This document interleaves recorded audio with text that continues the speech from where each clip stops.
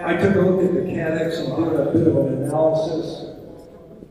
And basically, we were looking at what the CADX was trying to do. And in paragraph 4 of the CADX, they had 8 different reasons why the 250 heading hadn't been flown. And all those justifications had to do with missed approaches and departure headings.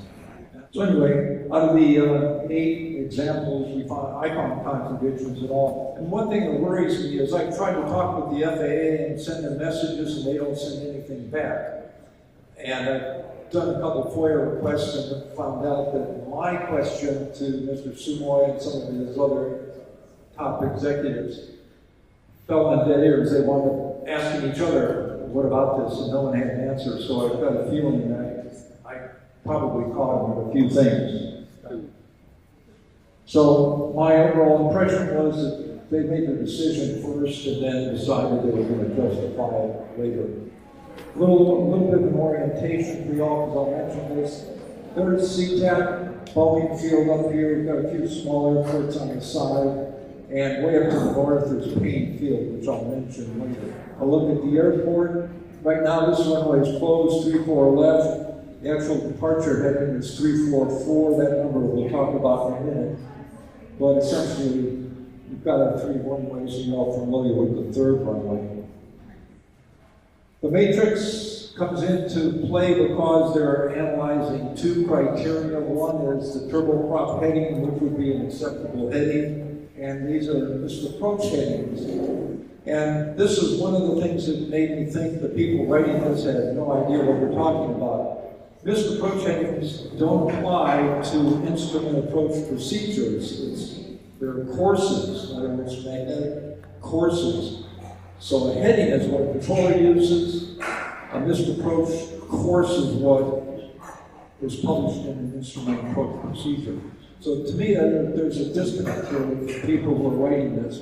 But anyway, you'll see this is a combination. 250 heading is the only one that matches their missed approach procedure. So we drill down into the missed approach justifications.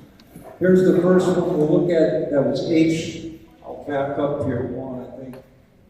H being down here, all these combinations of turboprop headings and missed approach courses we're going to look at.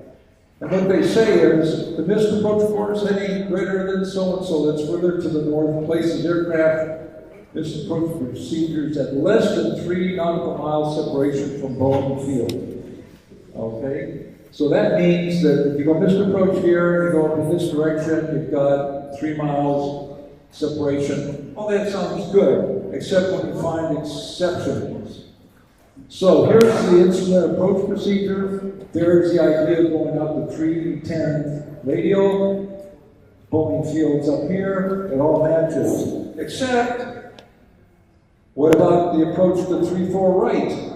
Where does it go? Right out to 341, right over Boeing Field. So we've got a missed approach procedure that says it's okay to go over Boeing Field, and then the other justification completely ignores it, so that it's kind of a lopsided explanation.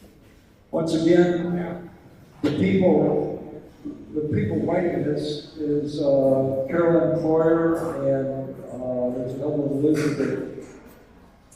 I forgot her last name right now. Healy, yeah. They're both non-controllers. They have no air traffic control experience that I know of. So anyway, in summary, they're telling you it has to be 3 miles. The missed approach course has to be 3 miles from Boeing Field, when in fact we see the missed approach procedures already in place right over Boeing Field. And by the way, all the departures, the jet departures, go over Boeing Field. No problem with that. Okay, here's another one. This one really borders on criminal as far as I can say. The follow-up on this is going to be interesting. So they say a minimum of 30-degree separation. This is a little different. It's not 3 miles, it's an angular difference, and you'll see it in a second. But they refer to this, and this really set me off in the direction I went. This little section in the order, 71-10-65, does talk about 30 degrees. You have to have 30-degree separation from the missed approach course and the departure course. Except there's more to this story. We're looking at this whole area that's being blocked out by this alternative A justification. What they want to see in that description, here's your 30-degree separation from the departure course and misapproach course. But the question came up, how long do they have to do this? Does it go out to San Juan Islands? Do they have to have that separation until they're 20,000 feet? What's the detail? Well, I said, let's go take a look at what the actual order says. So you pull up the order, and it says all basically the same thing, maybe at least 30 degrees from this approach course, whoa, until separation is applied. Well, that doesn't appear in the write-up. So I went ahead and if you add that in at this point, now you can sit back and say, wait a second, this only applies until the guy says, Roger, radar contact. And that might be 500 feet off the runway on takeoff. As soon as it's airborne, say contact departure, well, that's 1, 2, 3 airborne, passing 5,000 feet or whatever, and the controller says, Roger, radar contact. And at that point, he can vector anybody he wants. So, and this is a little bit of a follow-on to that. Here's a missed approach instruction right now. Just remember there's a 30-degree separation that's required. Now, this is real time coming up here. We know the right runway is closed for construction, the vortex out of service. So they had to make adjustments. This approach is still current. This is to the right runway, or the center runway. That one's still active. And it can be used today. This is the NOTAM, this is the modified missed approach for runway 34 left. Remember I said we had a 30-degree offset? This one has no offset. They're both going out in parallel construction. So as far as I can tell, this is a violation of the rule, but they're doing it. So that is an issue that's going to have to be looked at. And I'll be sending an email up to Mr. Simoy and asking him for details, and I'll probably never hear anything up. So, this is what we found Sunday. This was this is one of our spies in the community, kind of keeps us posted as what's going on. And we got this saying they're heavy aircraft. This is what we're worried about. We've got the Q400s today, and this happened in all a couple of minutes, and it represents the fact that nobody at the FAA is really controlling what's going on. The CADX was written, and it was written to take care of the NEPA process and get back to business. But I looked, there are no other instructions in any of the controller manuals that parallel what's in the CADX. So when it says to turn to 250, there's no instruction for any of the controllers that I can see that says they've got to keep that heading to their feet wet, to 5,000 feet, anything. You just can turn to 250 in the controller. As soon as he hears a picking on frequency, you can tell him keep turning to 180 and go right over, Lake Peoria. It's fine with us. So that's what we're looking at. There's a big inconsistency, and I've been working with Matt trying to feed him all these little bits and pieces that they put in. But anyway, this was a... If I could interject really quick, I noticed these planes. I live in Seahurst. This plane turned over Norrie Park, came around, and did a full 270 degrees and came over Seahurst. Yeah, that was United, I think. So, but anyway, 2 minutes later, and the best I can tell, Korean Airlines flies 747, so that was a big airplane crossing Normandy Park at about 2,000 feet off the coastline. And then there's this one at 16 after, and then I sent my email to Mr. Sumoy saying, I believe you may be interested. What the hell's going on? What are your boys doing over there in the radar shack?